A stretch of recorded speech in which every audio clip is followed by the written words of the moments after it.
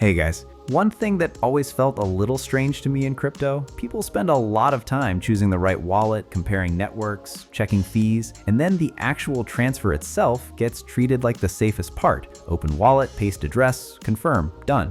Especially on TRON, because everything happens so quickly that it creates this feeling that once tokens arrive, the whole story is over.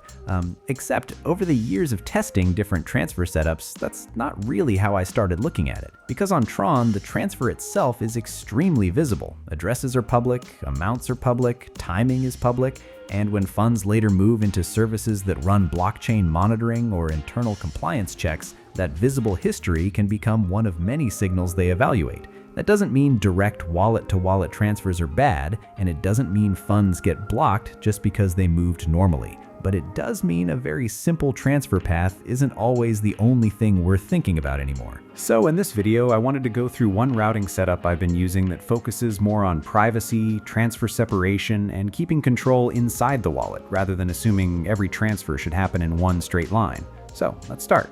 First, I connect the wallet I'm using.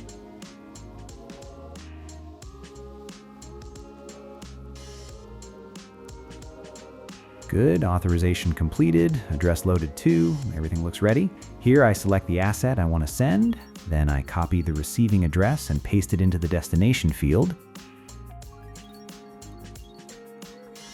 Next I enter the amount, and here I choose how many intermediary stages participate before funds reach the final address. Higher routing means more separation between execution stages, but that also increases network usage and usually adds more time. Okay, then there are two extra parameters. One breaks execution into separate portions instead of sending one clean amount. The second changes timing between stages, so activity doesn't happen in one uninterrupted sequence. So overall, same blockchain, same assets, just a different way of organizing the movement. All right, then I confirm operation, and depending on routing depth and timing settings, this can take a little longer, which is expected. So at this point, I'm mostly waiting for completion.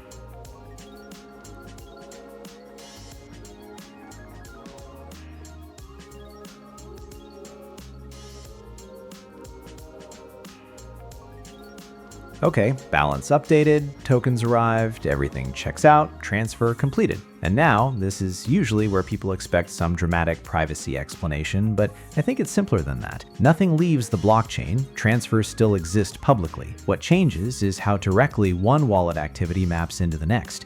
Instead of one immediate sender-to-recipient relationship, execution can be structured across multiple stages with different timing and amount characteristics, which reduces unnecessary transparency and avoiding creating the most straightforward possible transaction footprint. Another thing I always care about is custody. Here, approvals stay inside the wallet, and execution gets coordinated without turning the process into a custodial handoff.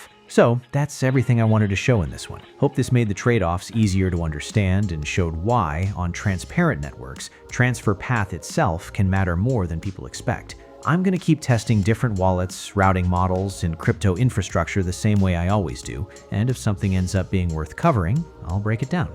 Thanks for watching.